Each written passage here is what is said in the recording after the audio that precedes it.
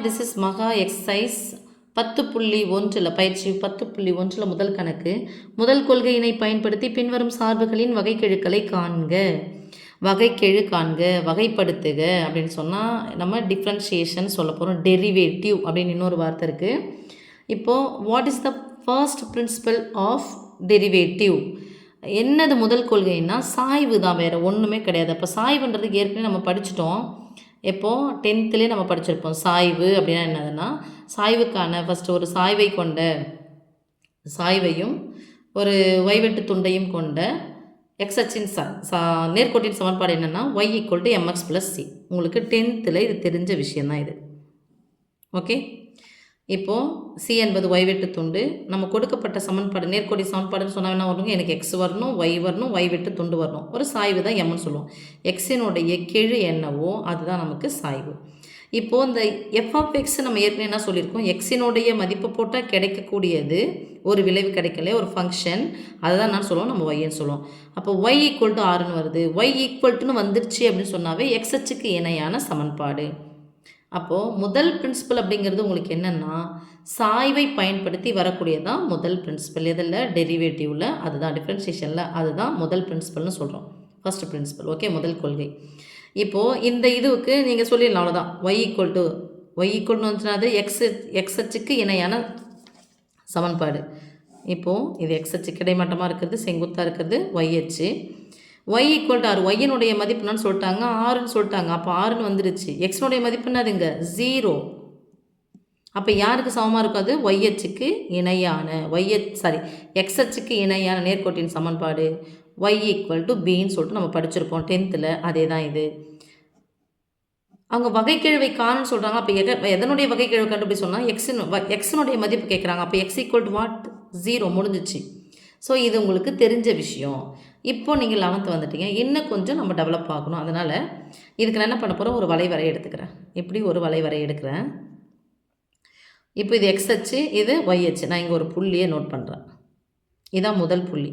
அந்த முதல் புள்ளியை நான் எடுக்கிறேன். நம்ம முதல் புள்ளி ரெண்டாவது புள்ளின்னு சொன்னோன்னு சொல்லுவோம் x1 y1ன்னு சொல்லுவோம். ரெண்டாவது புள்ளி x2 y2ன்னு சொல்லுவோம். ரைட்டா? இப்போது இந்த x1 நான் என்ன எடுக்கிறேன், எக்ஸுன்னு எடுக்கிறேன். y நான் எடுக்கிறேன், f(x)ன்னு எடுக்கிறேன். ஓகே, இப்போ இது எக்ஸினுடைய மதிப்புனா, எக்ஸினுடைய மதிப்பு என்ன பண்ணியிருக்குங்க, அதிகரிச்சிருக்கு. சப்போஸ் இது 1 நாங்கள் எங்கே போயிருக்கு, 4 போயிருக்கு. ரொம்ப அதிகரிக்க மாதிரி தான் இருக்குது. ஆனால் நான் ஒரு டிஃப்ரென்ஷியேஷன் இருக்குது இல்லையா, இதில் உங்களுக்கு 9th மொதல் பாடத்தில் சொல்லியிருப்போம்.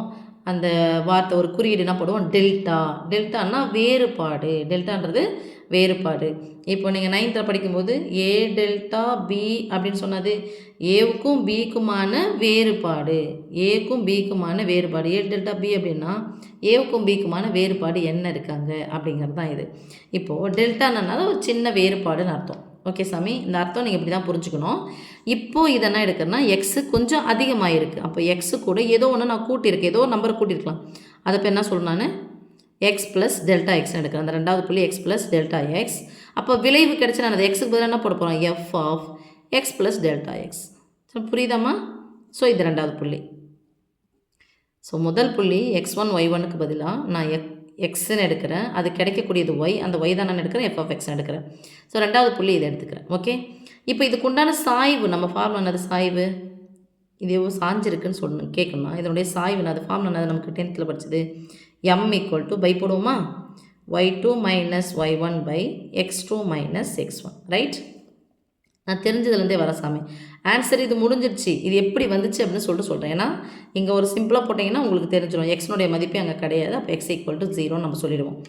y2க்கு பதிலாக இதுதான் x1 y1, இதுதான் x2 y2. y2க்கு பதிலாக என்ன போடலாம், f(x + Δx) மைனஸ் y1க்கு பதிலாக என்ன போடலாம், f(x) பை x2க்கு பதிலாக என்ன போடலாம், x + Δx மைனஸ் x1க்கு பதிலாக என்ன போடலாம், x போடலாம்.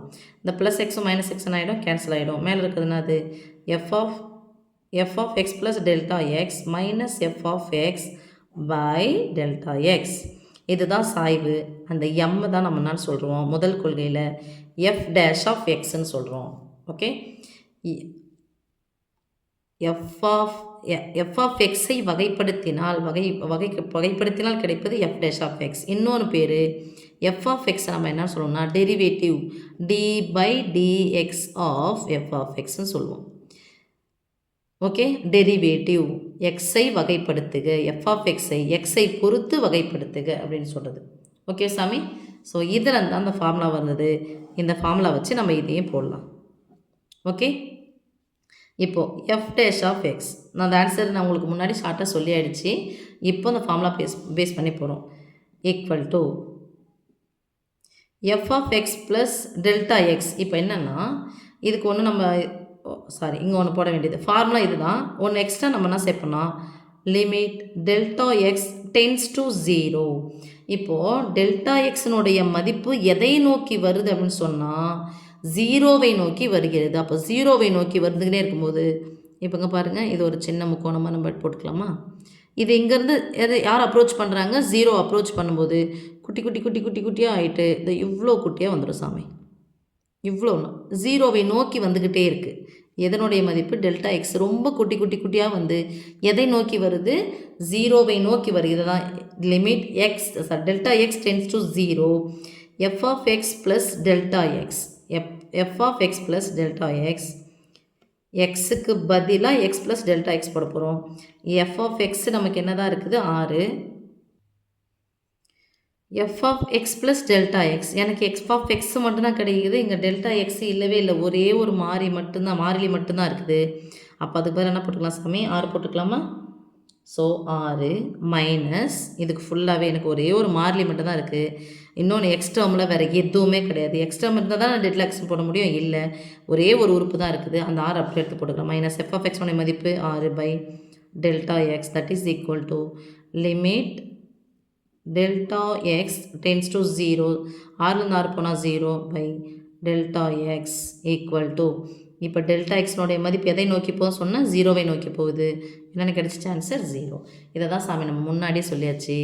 ஒரு மாறி வந்துடுச்சு, ஒரு மாறிலி வந்துடுச்சுன்னா அந்த மாறிலியை நம்ம வகைப்படுத்தும் போது F of X equal to கேன்னு வருவது. சில கேனா ஒரு மாறிலி, ஏதோ ஒரு மாறிலி வந்துடுச்சு அப்படின்னு சொன்னால் அதை வகைப்படுத்தும் போது f dash of X equal to என்ன சாமி வரும்? 0. எக்ஸ் டேர்மே இங்கே இல்லைன்னா மதிப்பு என்னது? எஃப் டேஷ் ஆஃப் எக்ஸ்னுடைய மதிப்பு என்னதுப்பா? 0. ஓகேம்மா, தேங்க்யூ. செகண்ட் சம்மா f of X equal to minus 4x plus 7. இதை வந்து முதல் கொள்கையினை பயன்படுத்தி நம்ம வகைக்கெழுவை கண்டுபிடிக்க சொல்கிறாங்க. இப்போது நமக்கு தெரிஞ்சது எஃப் ஆஃப் எக்ஸ் என்ன சொல்லுவோம்? ஒய்யா ஈக்குவல்ட்டா எஃப் ஆஃப் எக்ஸ், எக்ஸனுடைய மதிப்பு போட்டால் கிடைக்கக்கூடியது எஃப் ஆஃப் எக்ஸ். அப்போ எஃப் ஆஃப் எக்ஸுக்கு இன்னொரு பேர் என்ன சொன்னால் 10th சொல்லி தந்தாச்சு சாமி. எஃப் ஆஃப் எக்ஸுக்கு இன்னொரு பேர் என்னது? ஒய்.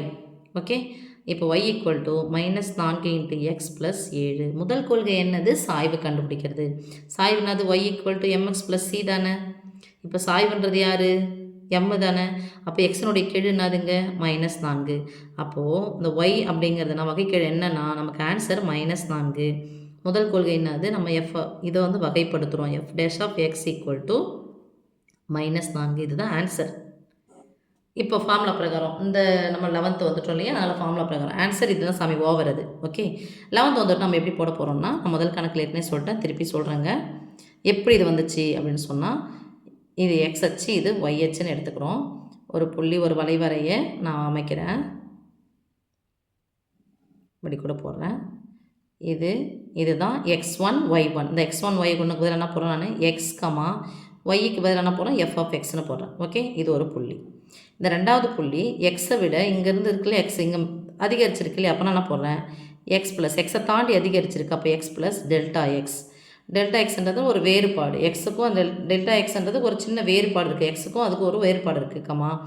அப்போ எக்ஸுக்கு பதிலாக அங்கே எஃப் ஆஃப் எக்ஸ் போட்டோம்னா அங்கே எக்ஸுக்கு பதிலாக என்ன இருக்குது? F of X plus delta X இருக்குது.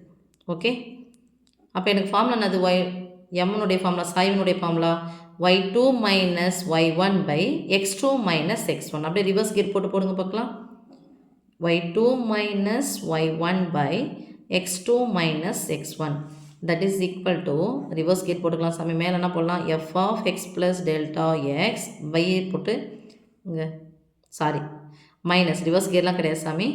மைனஸ் y1னா சாமி ரிவர்ஸ் கேட் கீழே எக்ஸ் ப்ளஸ் டெல்டா எக்ஸ் சொன்னோம் இல்லையா, நம்ம சாய்வு கண்டுபிடிக்கிறதுக்கு இதை வந்து ரிவர்ஸ் கேட் போட்டு மேலே போடுங்க, கீழே மேலே போடுங்க, கீழே போடுங்க, மேலே போடுங்க, கீழே போடுங்க. F of x minus x, இந்த ப்ளஸ் எக்ஸும் மைனஸ் எக்ஸும் கேன்சல் ஆகிடுச்சு. அப்போ f of X plus delta X plus f of X by delta x, இதான் வந்து அதனுடைய ஃபார்முலா. இதுதான் நான் சொல்லுவோம், நம்ம எஃப் டேஷ் ஆஃப் எக்ஸ்னு சொல்லிட்டு சொல்லுவோம். இப்போ இது எடுத்துகிட்டு போய் போட போகிறோம் சாமி. என்ன போட போகிறோன்னு பார்த்துக்குங்க. ஆன்சர் ஓவர், இதோட முடிஞ்சிச்சு.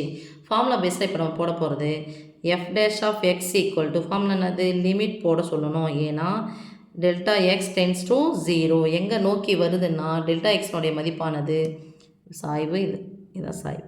இப்போ என்ன பண்ணுதுன்னா இதை நான் ஒரு செங்கோண முக்கோணமாக போடுறேன்னா இதை மினிமைஸ் பண்ணி பார்த்துக்கிட்டே வந்தீங்கன்னா இது குட்டி குட்டி குட்டி குட்டி குட்டி ரொம்ப குட்டியாக வந்துகிட்டே இருக்கும்.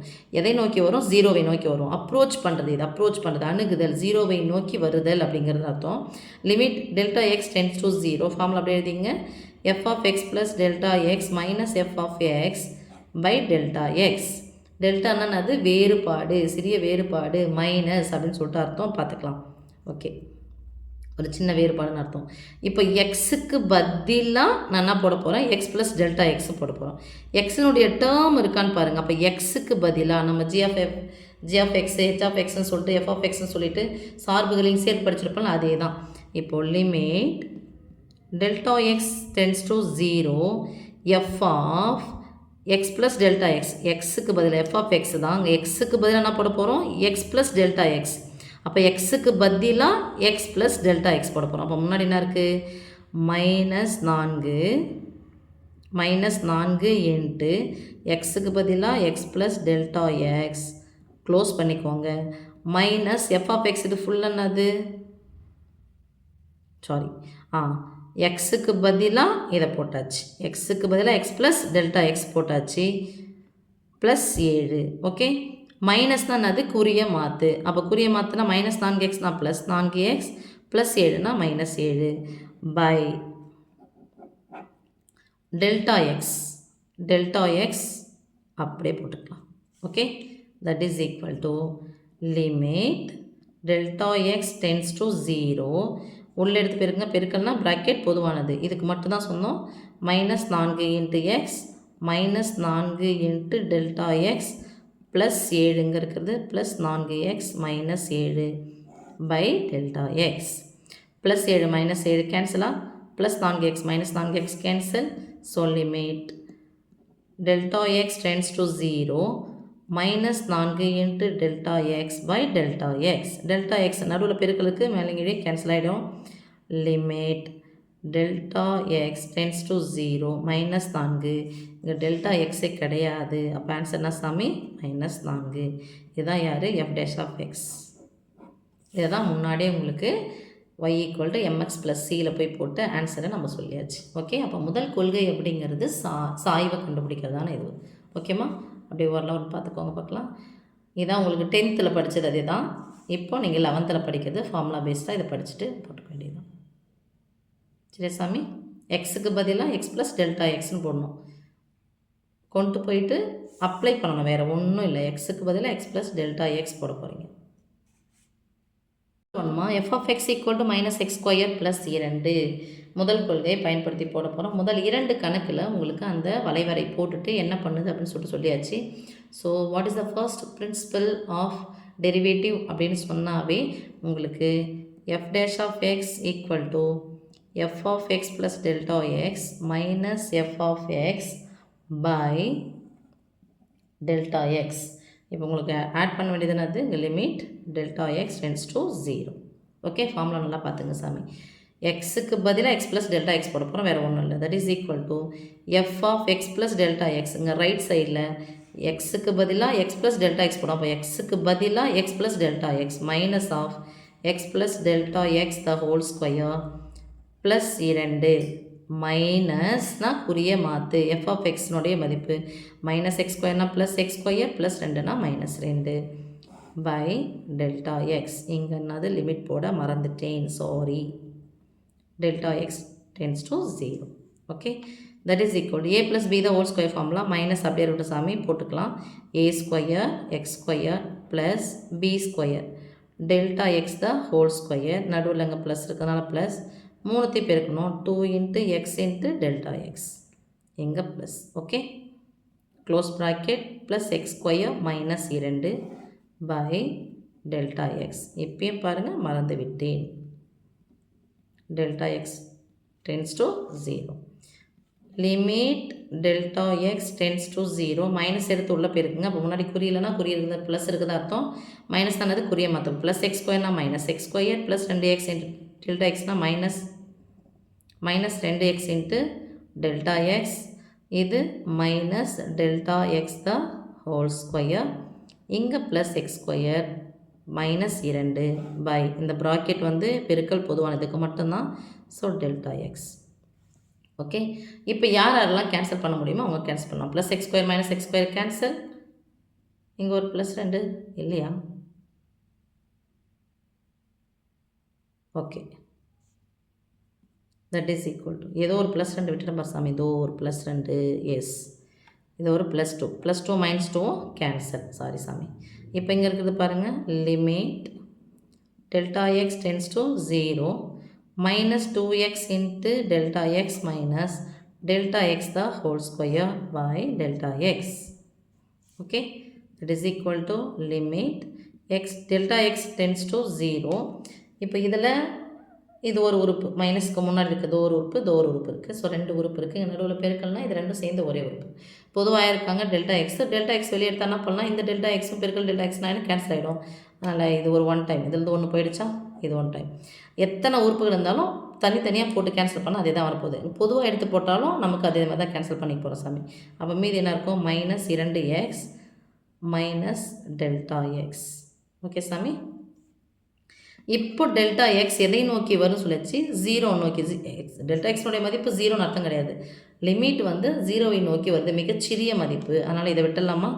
அப்போ ஆன்சர் என்ன சாமி? இது ஃபுல்லாக என்ன ஆகிடும்? 0 போட்டுக்கலாம். ஸோ லிமிட் போட்டுட்டோமோ அப்படின்னு சொன்னால் நம்ம இது போடக்கூடாது.